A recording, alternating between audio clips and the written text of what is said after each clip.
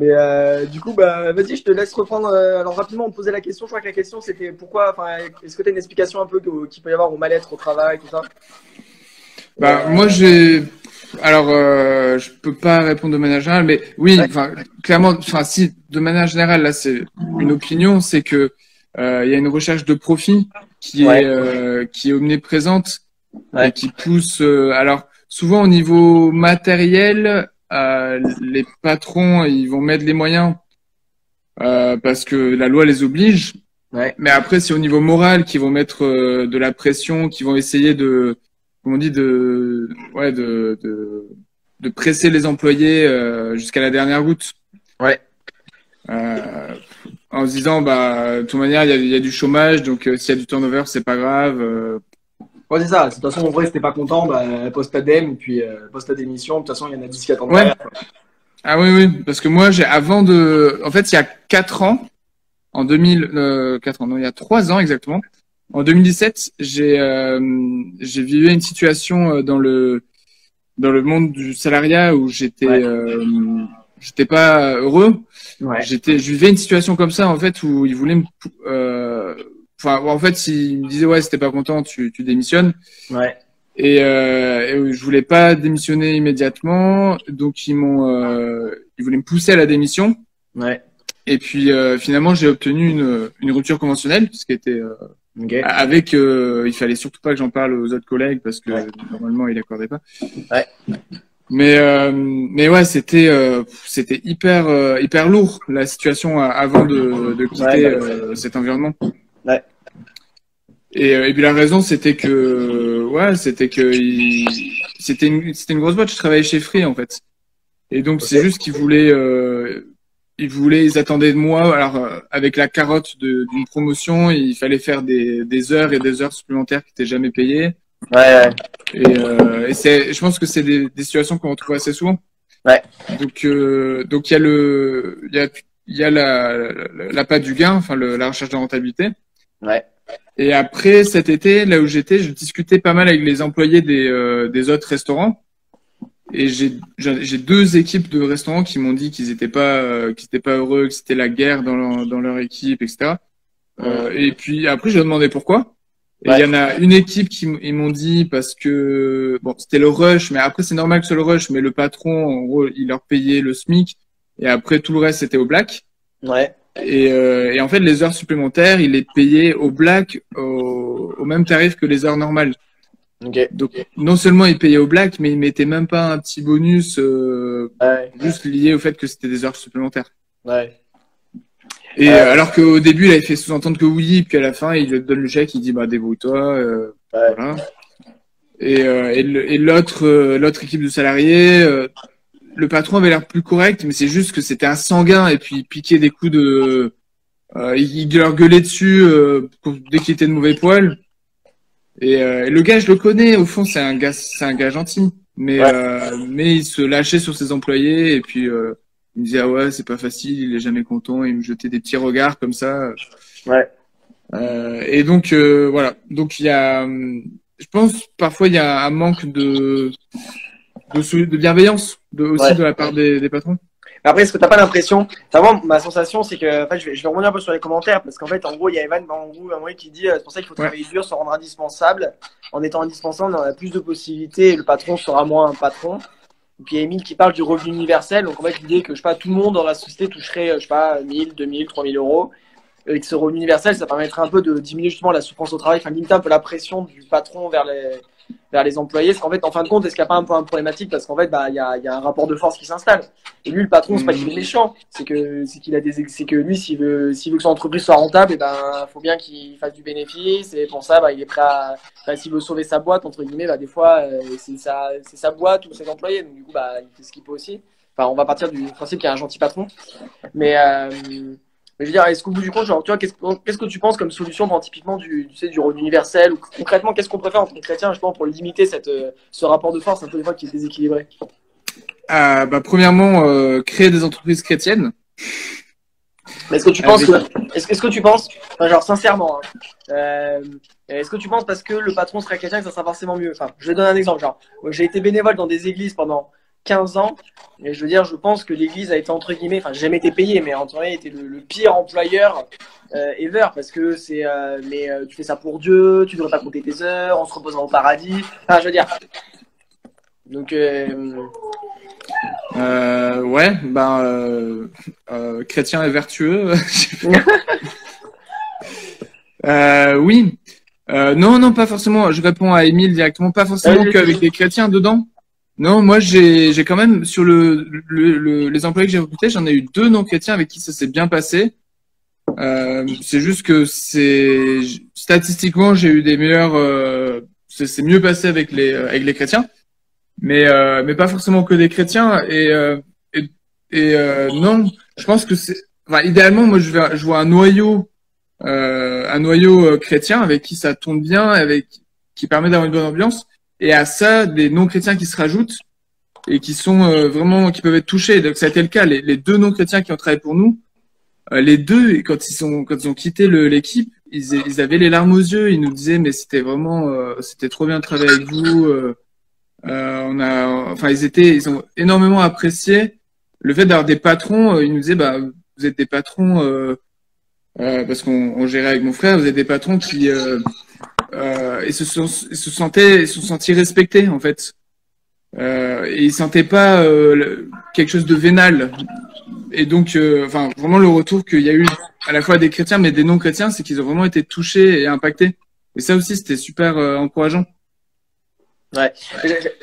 En fait, je doute pas de ta, comment dire, comment je peux dire ça, de tes capacités ou de talent à toi, entre guillemets. Mais en fait, j'aime bien la question. En fait, moi, il y a une question surtout, c'est est-ce que le fait que le patron soit chrétien, comme toi, est-ce que c'est forcément une garantie qu'il n'y aura pas d'abus ou tu vois ce que je veux dire?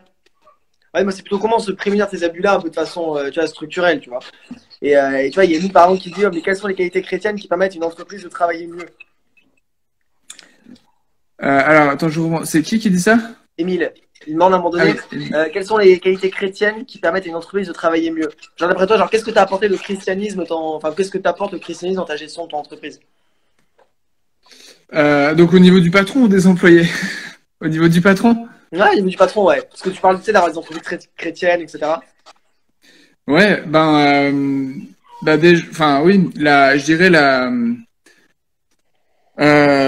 la bienveillance vis-à-vis des employés. En fait, c'est assez bien résumé dans le fruit de l'esprit. Le fruit de l'esprit, c'est l'amour, la paix, la joie, la bonté, la bienveillance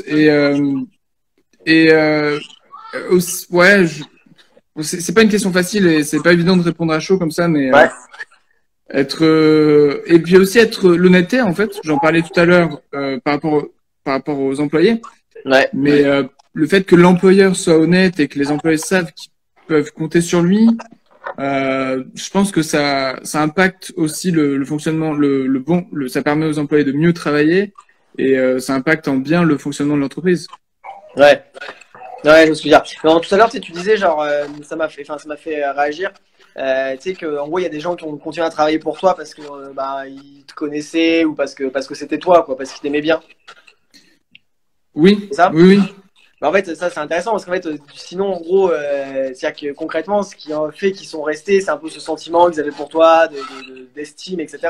Mais en fin de compte, genre, si ça avait été des inconnus, mais avec les mêmes qualités, enfin, comment dire, juste si on supprime juste ce lien d'amitié, ils seraient peut-être pas restés. Alors, c'était pas des amis, c'était des employés, donc c'était des GPU5 que j'ai recrutés. Okay. Et qui, en fait, sachant que c'était une entreprise chrétienne et que le bénéfice de l'entreprise sert aussi à faire vivre ce lieu où on est avec mes parents, qui est un lieu de communauté, où il y a une radio chrétienne, où il y a un service d'aumônerie des prisons. Ils nous l'ont dit en fait, ils nous ont dit ils nous disaient on fait ça pour vous, pour toi, mais on le fait aussi pour le Seigneur. C'était à fond, hein, c'était trop. Ouais. C'était vraiment top de pouvoir vivre ça en vrai, quoi. Parce que c'est un peu un rêve de gosse pour moi qui se réalisait. Hein. Mais alors attends, je lis un peu les questions. Il y a Emile qui dit quelle solution collective qui ne dépend pas du bon vouloir de chaque patron on peut trouver des lois, des subventions, des organismes. Genre toi, tu disais, genre, allez, pour révolutionner le monde du travail en France, tu vois, pour diminuer la souffrance au travail en France, il y a une chose qu'il faudrait faire au niveau des entreprises, ça serait... Bah, je pense que Émile l'a mentionné tout à l'heure, le revenu universel, ça serait vraiment top parce Et donc, que explique à tout le monde ce que c'est que le revenu universel rapidement pour les néophytes. alors le revenu universel, ça serait versé à tout le monde de toutes les catégories sociales à partir de 18 ans. Par exemple, 1 000 € par mois, Ouais, sans condition de revenus ou de travail ou de choses comme ça. Et en fait, ce qui serait vraiment l'énorme avantage de ce principe de revenu universel, c'est que ça permettra à tout le monde de, de chercher, de prendre le temps qu'il lui faut pour chercher vraiment le travail qui lui plaît. ouais. Parce que je pense que souvent les gens sont malheureux, pas juste à cause du patron ou qui sont des mauvais employés ou je ne sais quoi, mais Ouais. parce qu'ils sont pas au bon endroit et dans la bonne entreprise, dans le bon travail qui leur convient. Ouais. Mais du coup, est-ce que. Ouais, moi, ma crainte avec le revenu universel, moi, je dis souvent, c'est parce que, tu sais, si demain on touche tous 1 500 €, tu vois, bah, est-ce qu'il n'y a pas des jobs que personne n'aura envie de faire, tu vois? Ouais. Du coup, tu vois, et en tant que société, en réalité, il y a des jobs, tu sais, genre, qui sont nécessaires, tu vois. Je sais pas, nettoyer les rues, par exemple, je suis pas sûr qu'il y ait beaucoup de gens qui se lèvent le matin en disant, tiens, moi, je rêve de nettoyer les rues, tu vois. Et pourtant, la réalité, c'est que ces gens-là, on en a besoin, tu vois, ils sont essentiels, tu vois, pour l'hygiène, tu vois, pour éviter qu'il y ait des maladies qui se propagent, c'est des gens qui sont extrêmement importants, tu vois. Ouais, mais après peut-être ces jobs ils seraient mieux payés. Ouais, ok. Donc en vrai, donner une prime, c'est en gros, t'as un revenu universel de base, et puis on donnerait une prime à ceux qui seraient mieux payés, enfin, on donnerait une prime en plus à ceux qui font des jobs qui sont, on va dire, importants pour la nation. Oui, oui, oui, Ok. clairement. Parce qu'en fait, il y a donc comme je te disais tout à l'heure, c'est un lien avec le revenu universel. Il y a 3 ans, donc j'ai eu cette chance d'avoir la rupture Ouais. conventionnelle qui m'a donné droit à 2 ans de chômage. Ouais. Et ces 2 ans, en fait, c'est 2 années où globalement pendant un an, en fait, tout le long, je cherchais ce que je voulais faire. Je cherchais mon projet d'entreprise, je cherchais Ouais. des débouchés. Et pendant, bah finalement, ça m'a pris 2 ans. Donc, Ouais. après, j'ai fait des petits boulots, donc ça fait durer 3 ans le chômage. Ouais.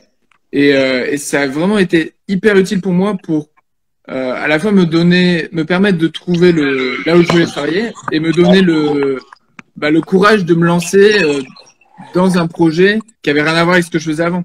Ouais. Donc là, c'était un projet d'entreprise, mais ça, je le fais que l'été, mais l'hiver, du coup, j'ai eu le temps de tester différentes choses. Et l'hiver, maintenant, je donne des cours Ouais. particuliers de maths. Et les deux activités me plaisent énormément. Je m'éclate, je prends plaisir, que ce soit à vendre des beignets sur la plage, à gérer les employés comme j'ai fait cet été, ou Ouais. à être avec mes élèves et donner des cours de maths. Mm. Je prends vraiment du plaisir dans mon travail et c'était pas le cas avant, mais ça avait jamais été le cas avant. Et c'est la Ouais. première fois de ma vie où je peux me dire que je m'éclate dans mon travail.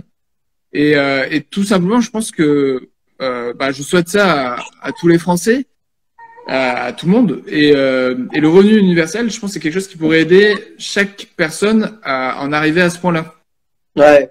En plus, surtout moi j'aime bien l'idée de revenu universel. Enfin, moi j'ai la chance, tu vois, genre, moi j'ai la chance dans mon secteur d'activité, genre franchement ça recrute de ouf, tu vois. Genre, c'est pas que je suis un type extraordinaire, mais c'est que je suis un peu dans une niche professionnelle.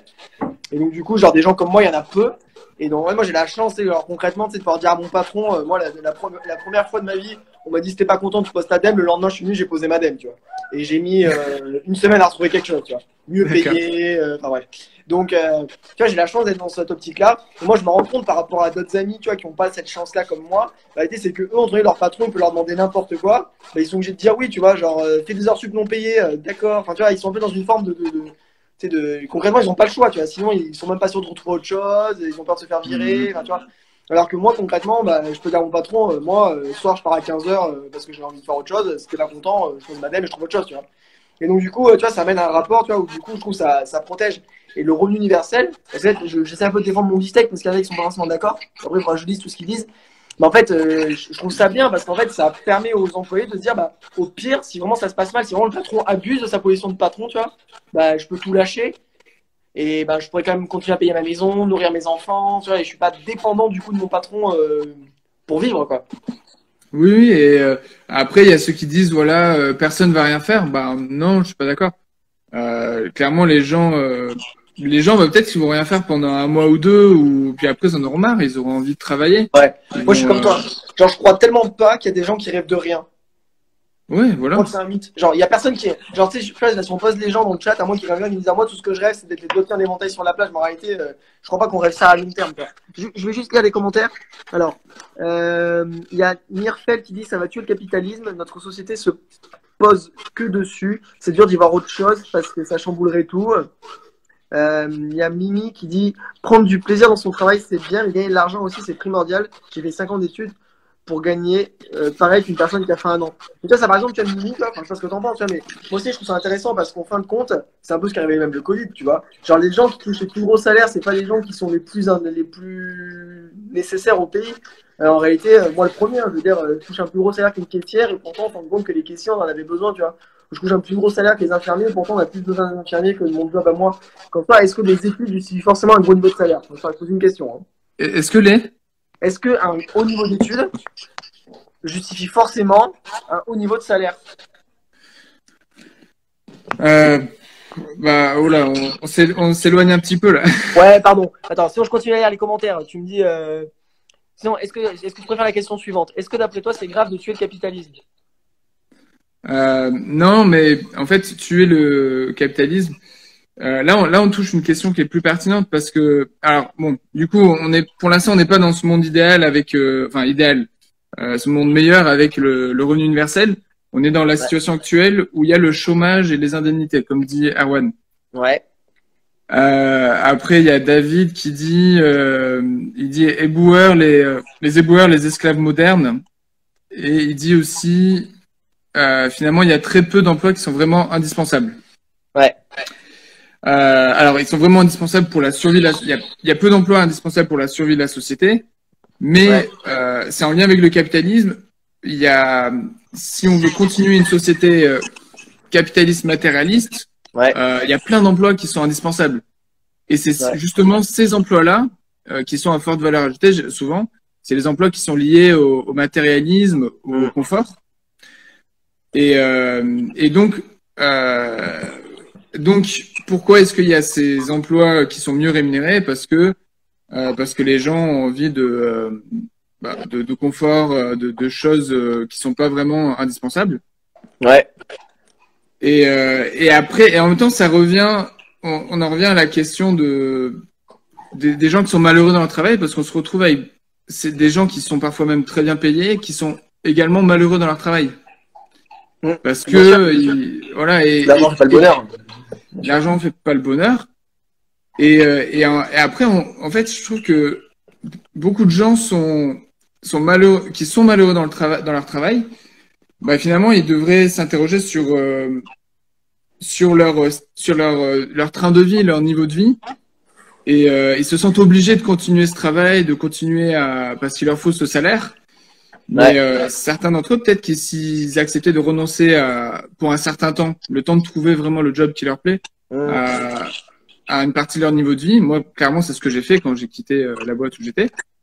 Ouais. Et ben, peut-être que ça leur permettrait de gagner un degré de liberté où ils en arrivent, en sachant qu'il y a le chômage derrière, comme toi, à dire, non, je vais pas me plier aux exigences du patron, à prendre le risque de perdre leur travail pour ensuite chercher derrière un travail qui leur plaît vraiment, dans lequel ils sont vraiment épanouis.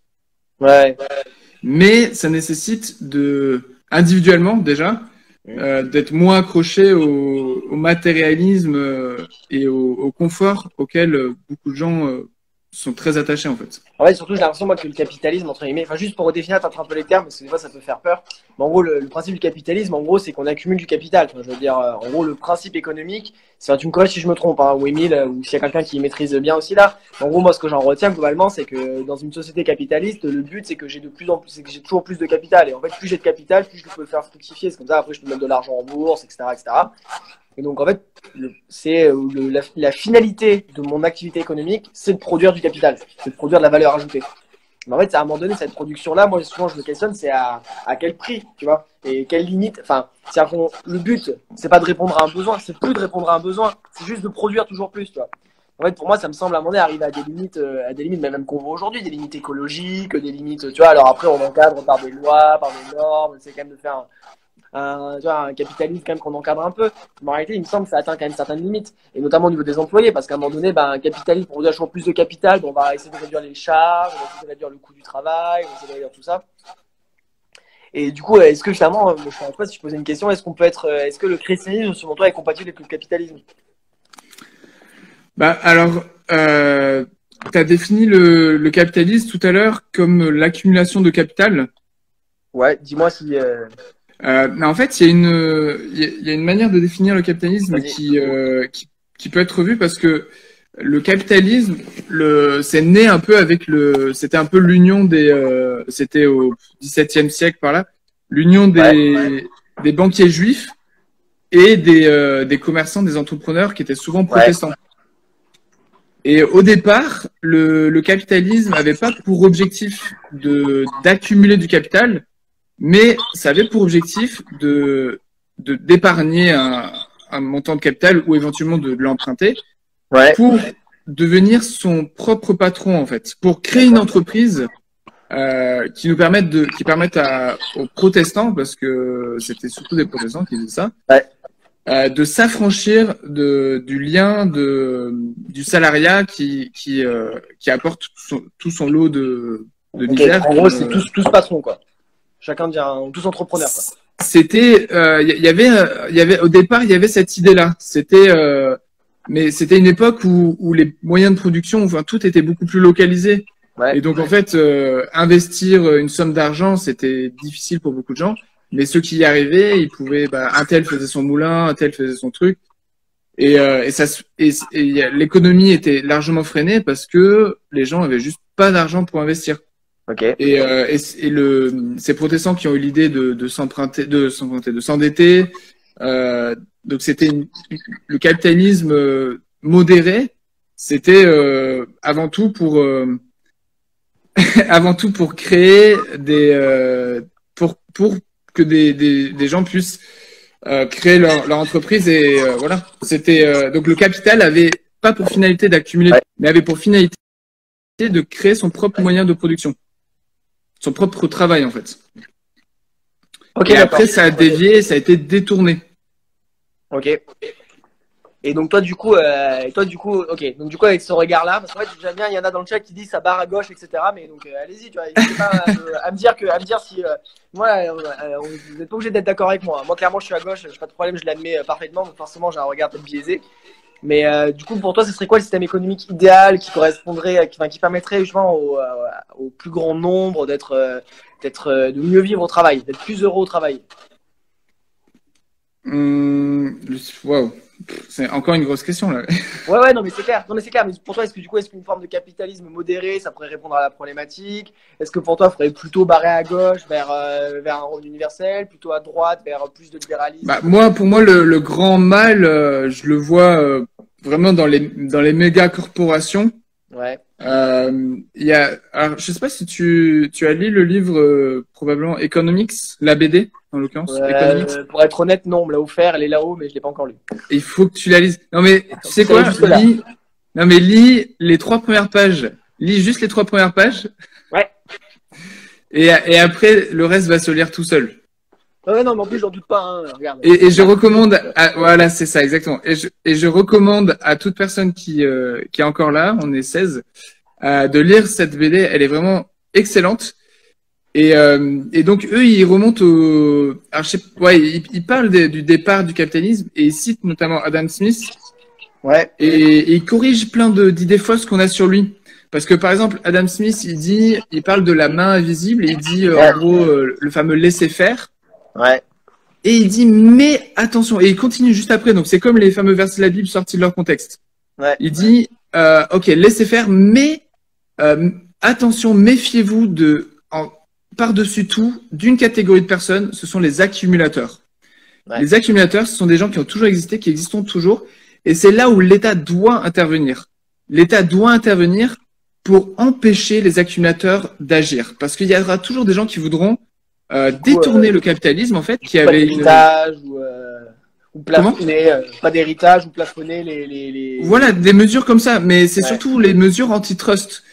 Et en fait, les mesures antitrust, à une époque donnée aux États-Unis, il y avait des lois antitrust qui étaient très puissantes et qui étaient assez vertueuses en fait. Ces lois avaient vraiment, c'était dans les années, bon, c'était, je crois, que c'était dans les années 20, il y avait des méga trusts qui s'étaient développés et ça a vraiment accéléré la crise économique. Et ils ont réussi à sortir de la crise, notamment en démantelant, en découpant en plein de morceaux ces énormes trusts. Ouais. Et l'un des problèmes qu'on retrouve aujourd'hui, mais à l'échelle mondiale, c'est que ces trusts se sont reconstitués, mais littéralement, certains, ils ont même pas fait semblant. Les petits morceaux qui avaient été découpés, ils ont refusionné, et ils se sont reconstitués. Et en fait, aujourd'hui, c'est même à l'échelle internationale avec les fameux GAFA, etc. Et je pense qu'il y a énormément de vices dans notre monde du travail actuel qui vient du fait que l'État n'a pas joué son rôle de garde-fou et d'empêcheur des accumulateurs de se constituer et de grossir. Parce qu'en fait, les accumulateurs détournent le capitalisme à leur profit et empêchent le capitalisme de remplir la mission initiale qu'il avait et qui est bonne. Tu vois, moi, je suis là avec mon frère, on a investi, bon, c'était mon argent, mais peu importe. On a investi tant d'argent pour fabriquer un labo où on fabrique des beignets. Ça nous permet de nous employer, nous, et de faire travailler quelques personnes de la famille, des personnes extérieures. On est une dizaine, une quinzaine. On s'éclate. Et s'il y a 10 000 personnes qui font ça, ça peut que être vertueux au final, comparé à des méga franchises qui feraient ça à l'échelle nationale ou internationale. Small is beautiful. Alors, je veux juste rapidement essayer un peu tous les... alors, du coup, il y a Nier qui dit... Alors, attends, qui parle... Attends, excuse-moi, je vais essayer de relire les commentaires, je me perds, j'avoue qu'il y en a beaucoup. Qui parle de parabole de... Excuse-moi, j'ai oublié. Qui parle de la parabole des talents. Elle dit en gros, est-ce que la parabole des talents, ça me donne une indication pour du capitalisme ou pas.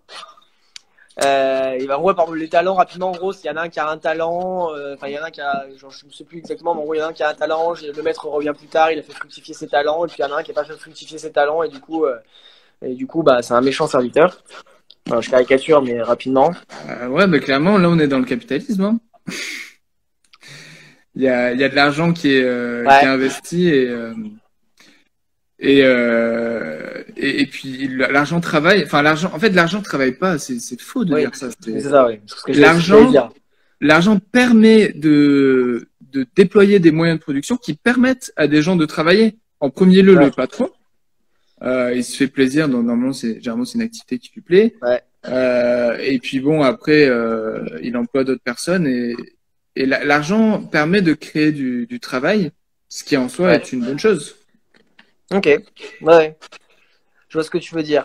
Et il y avait, je crois, une autre parabole que quelqu'un a pris, que Nier t'avait pris. Si je dis pas de bêtises, tu veux bien la remettre dans le chat. Je suis désolé, je suis perdu. Je suis perdu dans les commentaires. Si quelqu'un veut m'aider. C'est une autre parabole que tu cherchais? Ouais, je crois, mais bon, sans je suis perdu. Mais en gros, ah oui, donc bon, allez, si on va reprendre une autre question.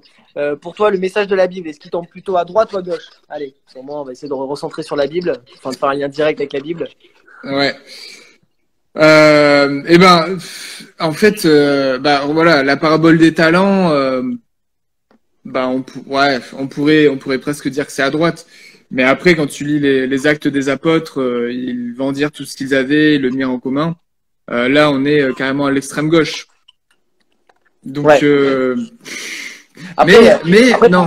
Pour défendre, ça va pas m'arranger, mais après les Actes des Apôtres, pour moi, c'est pas parce que c'est ce qu'ils ont fait que c'est prescriptif. C'est-à-dire que, en gros, je suis pas sûr. Enfin, comment dire? Malheureusement, pour moi, je suis pas sûr qu'on puisse appuyer sur ce passage-là pour dire, vous voyez, la Bible est de gauche. Non, et puis visiblement, il y a des exagérations dans la Bible et on voit que tous les croyants n'avaient pas vendu tout ce qu'ils avaient pour le mettre en commun. Ouais. Par exemple, Ananias et Saphira, ils n'avaient pas vendu leur champ et puis ils sont arrivés, ils ont ramené la moitié et Pierre, il leur a dit, vous aurez juste, il fallait juste dire que vous aviez apporté la moitié, c'était très bien. Donc visiblement, c'était sur le don volontaire et chacun apportait ce qu'il voulait, mais c'est dans l'idée qu'il y avait de la générosité. Et je pense que moi je la vois, alors l'économie selon la Bible, plutôt que dans une idée communiste, parce que je pense pas que c'était vraiment communiste finalement, même si on s'arrête sur ce verset, il y a une idée d'hyperbole, je pense, qui est employée là par l'auteur. Ouais. Voilà, c'est des figures de style, hein, il y en a beaucoup dans la Bible. Je pense que dans la Bible, le message de la Bible, et Jésus, il dit, par exemple, il dit, il y aura toujours des pauvres avec vous. Alors ça veut pas dire qu'il faut souhaiter qu'il y ait des pauvres, mais c'est un fait. Et je pense que l'invitation de Jésus, c'est plus de nous inviter à la générosité. C'est plus la générosité que le communisme. C'est plus, voilà, la parabole des talents. Donc, Dieu vous donne des talents, investissez-les, faites-les fructifier. Donc, certains, ça va être des talents artistiques, d'autres, ça va être des talents dans le monde du travail. Et donc, il y a une forme de capitalisme qui peut être prospère. Il n'y a aucun problème à la prospérité. Mais derrière ça, le cœur de Dieu, c'est que ces gens-là qui ont des talents et qui ont, donc leur talent, il leur a rapporté le double. Et ben c'est ensuite d'exprimer la générosité. Alors du coup, j'ai envie qu'on pose une petite question parce qu'en fait, il y a un petit débat dans le chat. Ouais. Du coup, est-ce que pour toi, être chrétien, ça veut dire s'intéresser aux questions politiques et pourquoi? Genre pourquoi? Est-ce qu'au bout du compte, il y a des gens qui disent ce qu'il y a redonné à César ce qui est à César, rendez à Dieu ce qui est à Dieu, et en gros, Jésus il a voulu qu'on le fasse roi, mais il a dit non, mon royaume n'est pas de ce monde. Est-ce que ces passages-là, pour toi, ça veut dire finalement qu'en tant que chrétien, on n'a pas à se poser ces questions-là et que ça n'a rien à voir avec la Bible? Ou est-ce qu'au contraire, en tant que chrétien, comment dire, est-ce que ce débat-là, on a raison de l'avoir en fait? Alors déjà, il y a deux aspects différents. Il y a l'aspect politique dont on vient de parler là, économique. Ouais. Et je trouve qu'on est tous concernés par l'aspect économique parce que on vit dans l'économie. Voilà, on est pourquoi ça devrait nous préoccuper en tant que chrétien? Enfin, si, ou pas d'ailleurs. Enfin, l'aspect économique. Déjà, Jésus en parle beaucoup. Jésus en parle pas mal. Ouais. Il parle des impôts, il parle de la parabole des talents, il parle du travail que les gens y faisaient, il parle de l'agriculteur, c'était les travails de l'époque. Et donc, je pense qu'on est appelé en tant que chrétien à avoir un impact dans le monde. Moi, j'aime beaucoup. Moi, si tu peux pas nous compléter par rapport à l'économie. Moi, il me semble qu'en tant que chrétien, après qu'on soit de droite ou de gauche, mais il me semble que c'est des questions qui devraient nous préoccuper parce qu'au bout du compte, je veux dire, quand il y a, je sais pas combien de milliers de pauvres, et ben, ça devrait, si jamais mon prochain comme moi-même, j'ai pas envie qu'il galère à finir ses fins de mois. Quand il y a des gens qui vont tous les jours au travail avec la boule au ventre, qui font des burn-out, qui souffrent au travail, bah, il me semble que ça devrait me préoccuper en tant que chrétien parce que si je veux aimer mon prochain comme moi-même. Quand il y a des usines qui ferment avec des familles entières qui vont se demander comment est-ce qu'on va faire pour boucler leur fin de mois, bah, il me semble qu'en tant que chrétien, ça devrait me préoccuper. Et tout ça, ça a bien des conséquences politiques. Donc, moi, il me semble qu'en termes d'économie, qu'on doit se poser la question. Après, on peut ne pas être d'accord de droite ou de gauche, mais en tout cas, il me semble que ce débat-là, pour moi, à cause de ça, il a toute sa place, tu vois. Après, pour moi, il y a un très bel exemple, parmi d'autres, mais c'est celui de William Wilberforce. Tu connais, je pense. Ouais. C'est lui, en fait, il est connu particulièrement pour avoir le combat de sa vie, c'était l'abolition de l'esclavage en Angleterre. Ouais. Et il a combattu, il était député, il a combattu toute sa vie pour obtenir ça. Ouais. Et le jour où le texte a été voté à l'Assemblée, il est mort 4 jours après, je crois. Donc c'était vraiment le combat de sa vie. Ouais. Mais néanmoins, pendant les je sais plus combien d'années, je crois que c'était une vingtaine d'années où il était élu. Ouais. Il a pas fait comme les gens de la Manif pour tous. Il avait pas un combat unique, la PMA, je sais pas quoi. Il avait cette vision, en fait, ce rêve de l'abolition de l'esclavage, qui était vraiment déjà très honorable. Mais pendant tout le temps où c'était pas possible, il a fait passer des lois. En fait, il a fait passer énormément de lois qui étaient des avancées sociales énormes à l'époque au Royaume-Uni. Des choses qui sont arrivées en France des décennies et des décennies plus tard.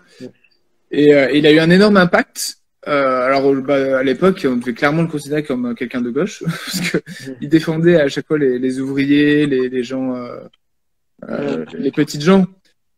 Et ouais, donc à la fois se sentir concerné, mais aussi agir. Alors soit au niveau politique, électoral, soit au niveau individuel. Donc Ouais, comme tu disais.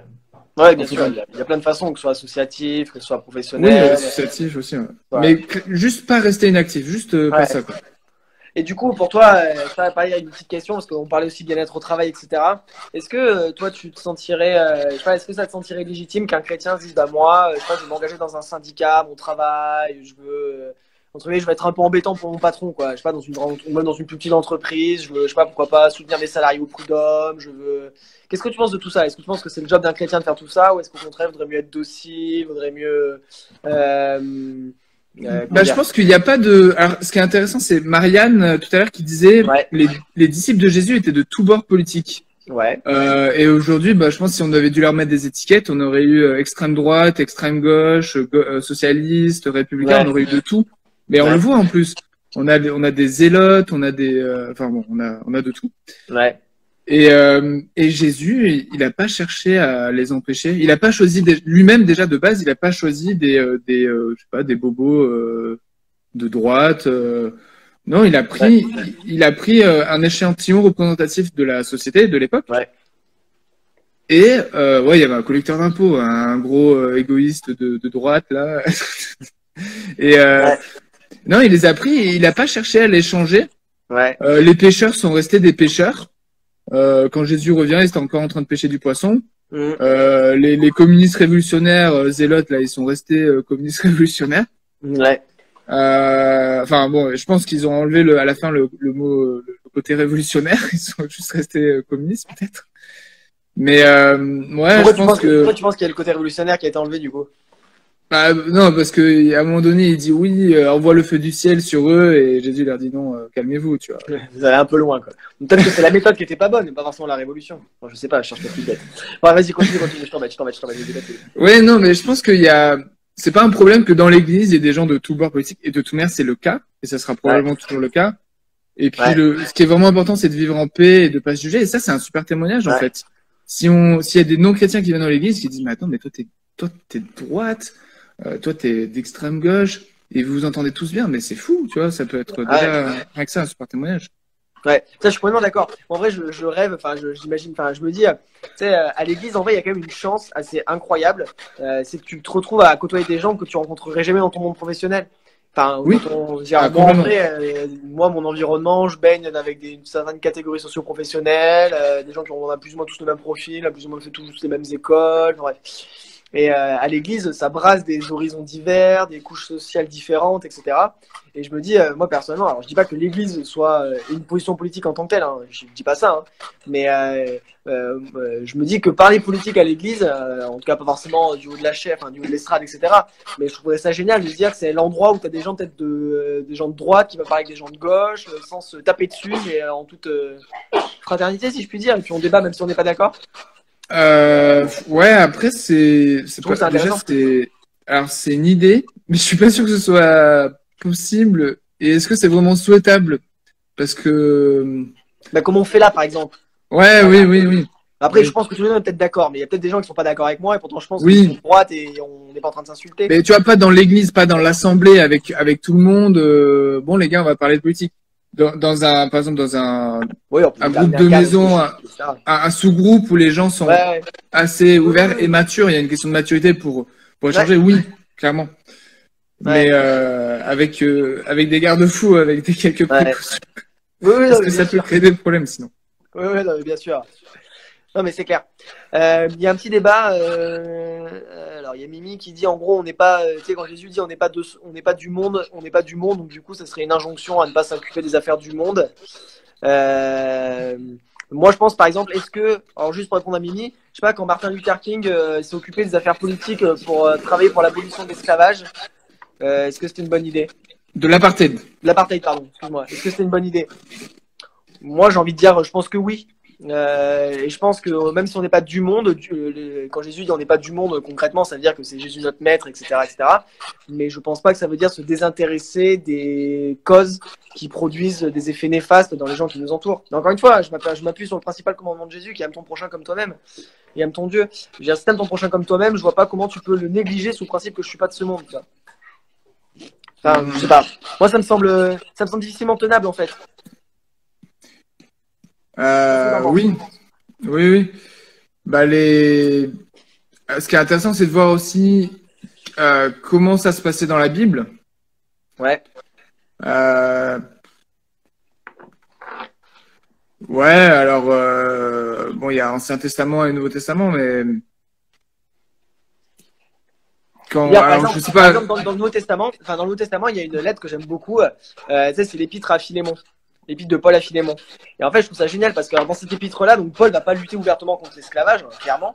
Par contre, clairement, il va remettre en question une pratique politique de l'époque. C'est-à-dire qu'en gros, un esclave qui se révolte, tu le tues. Ouais. C'est la loi. Et Paul va faire son petit militant, il va militer, il va faire une lettre. D'ailleurs, il va bien graisser la patte de Philémon. Il va dire: oh Philémon, toi qui es un chrétien engagé, qui aime Dieu de tout ton cœur, qui a tellement donné à l'Église, etc., reprends Onésime. Et donc, il va militer pour que Onésime ne soit pas tué par Philémon, alors qu'Onésime, en théorie, mérite la mort. Et donc, Paul, pour moi, c'est un bel exemple où Paul va dans son contexte à lui, va tout faire pour que son prochain, en l'occurrence qui est Onésime, ne soit pas tué, parce qu'il aime son prochain. En fait, pour moi, j'aime bien cet exemple-là. Dans son contexte, Paul fait du mieux qu'il peut. Non, c'est une belle histoire. Hein. C'est vrai que cette histoire, elle sort un peu ça sort un peu du lot quand on la lit. Ouais. Et non, c'est un bon exemple d'engagement par rapport au contexte de l'époque. Il est pas en train d'abolir l'esclavage parce que c'était impensable à l'époque, mais il milite pour un progrès à ce niveau-là. Ouais. En fait, pour moi, surtout, il fait du mieux qu'il peut avec les moyens qu'il a à l'époque dans laquelle il est. Ouais. Et en fait, pour moi, après, en revenant à la Bible, là, je reviens maintenant à Deutéronome. Bon, désolé, je sais que c'est risqué, mais non, mais c'est les ordonnances. Par exemple, toutes les ordonnances qui sont données par rapport à comment traiter le pauvre, l'indigent et l'étranger. Ouais. Et en fait, quand on regarde le système social, c'est un système social en fait qui est édicté dans Lévitique, Deutéronome. Ouais. C'est même pour aujourd'hui, ça serait assez progressiste. C'est très à gauche en fait de ce point de vue-là. Ouais, bien sûr. Il faut accueillir l'étranger sans condition. C'est même pas s'il est la même. Alors je sais pas. Est-ce qu'il fallait l'accueillir même s'il était d'une religion différente? Alors là, pour être honnête, Deutéronome, je maîtrise pas assez bien par cœur, mais bon, c'est pas précisé, mais je sais pas, mais en tout cas, en vrai, les Juifs étaient quand même assez chauvins sur les bords quand même. Hein. Et je pense que c'est pour ça que d'ailleurs, il y a des ordonnances qui insistent pas mal dessus, parce que les Juifs, ils aimaient quand même pas bien les étrangers. Enfin, on va dire culturellement. Alors c'est les religions des étrangers qu'ils aimaient pas, mais par contre, théoriquement, sur le papier, en lisant Lévitique et Deutéronome, ils devaient accueillir l'étranger. Oui, mais justement, ils devaient. Je pense parce que justement, je pense pas que c'était si naturel que ça. Pour les Samaritains qui sont détestés, c'est justement parce que c'est des Juifs qui se sont mélangés avec d'autres peuples. Et du coup, les Juifs les ont exclus, quoi. Genre, vous êtes des faux Juifs, tu vois. Donc, oui. Bah là, ils ont dérivé et Jésus est venu corriger ça, mais. Mais après, après, je suis d'accord avec toi. Enfin, je pense que la Bible, il y a clairement un appel à accueillir l'étranger. D'ailleurs, je pense que globalement, quand même sur la position migratoire, je suis pas sûr. Enfin, dites-moi dans le chat, même si on a, je suis pas sûr que pour le coup, la position migratoire, je pense que tout ça, c'est d'accord qu'il y a quand même un idéal chrétien qui consiste à se préoccuper, et à accueillir l'étranger. Enfin, il me semble. Là, je pose la question au chat, c'est ça? Ouais, bah, je pense que tu es d'accord avec moi. Mais je pense qu'en général, chez les chrétiens, globalement, j'ai quand même rarement entendu, peut-être que je me trompe, mais plusieurs fois dans l'histoire, des chrétiens ont soutenu des actions qu'on considère aujourd'hui comme ignobles. Quel regard là-dessus en tant que chrétien moderne? Bah, moi, personnellement, pour répondre à ça, j'ai envie de dire, encore une fois, je pense qu'il y a une question de révélation progressive, c'est-à-dire qu'il y a nos pères, les pères de l'Église, enfin chaque chrétien, chaque génération a fait de son mieux pour faire progresser l'Évangile. et dans la société. Mais je veux dire, comme on disait tout à l'heure, Paul, à l'époque, à son époque, ce qu'il pouvait faire, c'était éviter la peine de mort à un esclave qui a fui. Martin Luther King, ce qu'il pouvait faire, c'était faire en sorte que ce soit la fin de la ségrégation. Nous, aujourd'hui, qu'est-ce qu'on peut faire? Et je pense que peut-être qu'on se trompe. Enfin, voilà, je pense qu'il faut justement savoir être critique et regarder l'histoire en disant que il y a des chrétiens qui ont soutenu des régimes. Aujourd'hui, on se rend compte que c'était ignoble. Et ben moi, je ne voudrais pas me retrouver dans 50 ans, dans 60 ans, en me disant punaise, j'ai soutenu ça et en fait, c'est évident que c'est ignoble, quoi. Et je parle à des choses comme, je sais pas, à quoi je pense par exemple, je sais pas, les droits pour les homosexuels, bref, pour toucher des sujets qui fâchent, quoi, pour revenir à des questions, mais bref, même des questions économiques, tu vois, qu'est-ce qu'on, tu vois, en tant qu'église, est-ce qu'on se préoccupe, je sais pas moi, bref. Alors, je vais réagir à une question dans le chat. En fait, moi, j'ai parlé de religion parce que parce qu'à l'époque d'Israël, c'était une vraie question. Il fallait faire gaffe à ceux qui étaient d'une région différente. Enfin, il y a plein de problèmes qui sont apparus à partir de ça. Et de nos jours, bon, moi personnellement, à titre personnel, je suis pour l'accueil des immigrés et je mets pas de réserve, si ce n'est par rapport si ce n'est par rapport au terrorisme, que il y a une prudence à avoir. Mais j'ai déjà entendu des chrétiens qui disaient mais il faut arrêter d'accueillir les musulmans, ils vont nous envahir. Regardez, on a que des musulmans et après ça fait des attentats. Bah voilà, on a que ce qu'on mérite. Et donc ça remet en question, ça pose question par rapport à l'appel, à l'invitation dans la Bible d'accueillir l'étranger. Ouais. Pour moi, il me semble quand même que bibliquement, enfin, je sais pas s'il y a des gens qui ont envie de tenir cette position-là. Après, allez-y, hein, moi, il me semble que c'est quand même compliqué à tenir objectivement comme position bibliquement. Après, on peut, je sais pas. Après, là, ces gens-là, ils citent pas la Bible, ils citent juste la logique. Ils disent, bah regardez, si on accueille des musulmans, oui, ils vont être de plus en plus nombreux, et puis le grand remplacement. Oui, c'est ça. Mais voilà. Mais bon, après. Enfin, bref. Écoute, je propose qu'on conclue. Genre, je te laisse 2-3 minutes. Je sais pas si quelqu'un a envie de faire, je sais pas si t'as envie de conclure, conclure à la grande question qui est comment réduire le mal-être au travail. Comment réduire le mal-être au travail. Je sais pas, dire quelque chose qui t'inspire pour conclure tout ça. Puis après, on va arrêter là gentiment. Alors, moi, ouais. Donc, par rapport au mal-être au travail, donc on revient à la question initiale. Un conseil personnel que je pourrais donner, c'est basé sur mon expérience, c'est vraiment avoir le courage, si on n'est pas heureux dans son travail, personnellement, hein, donc là je me mets pas dans la perspective de changer la société tout entière d'un coup, mais si on n'est pas heureux dans son travail, de pas avoir, enfin d'avoir le courage, je pense que ça demande du courage de renoncer à un certain degré de confort, peut-être un certain degré de confort matériel aussi, la sécurité dans l'emploi, des revenus. Avoir le courage de renoncer à tout ça, le temps de vraiment tout mettre à plat et avec l'aide de Dieu aussi, parce que Dieu m'a tellement béni à ce niveau-là, c'est une grâce, clairement. Vraiment prendre le temps nécessaire, quitte à faire une année sabbatique, une année de césure, pour vraiment chercher là où est notre place, quelle est notre vocation. On a tous une vocation.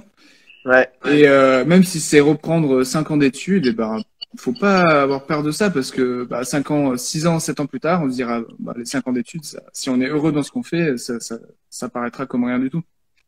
Et donc moi, ça n'a pas été reprendre des études, ça a été lancer un projet entrepreneurial et me lancer quoi. C'était très inconfortable, mais ça valait le coup. Et pour d'autres, c'est peut-être juste changer de métier ou voir, je sais pas, changer de région peut-être. Mais il faut pas avoir peur d'avoir ce courage-là. Parce que ça vaut le coup. Une fois qu'on l'a fait, tous ceux qui sont passés par là, de toute manière, je raconte une histoire, mais il y en a plein qui sont passés par là. Ils peuvent tous raconter à quel point ça valait le coup et que c'était certes inconfortable au début, mais 2-3 ans plus tard, c'est quelque chose qu'on regrette absolument pas et on se dit, je voudrais jamais revenir à la situation précédente. Donc, voilà. Trop bien.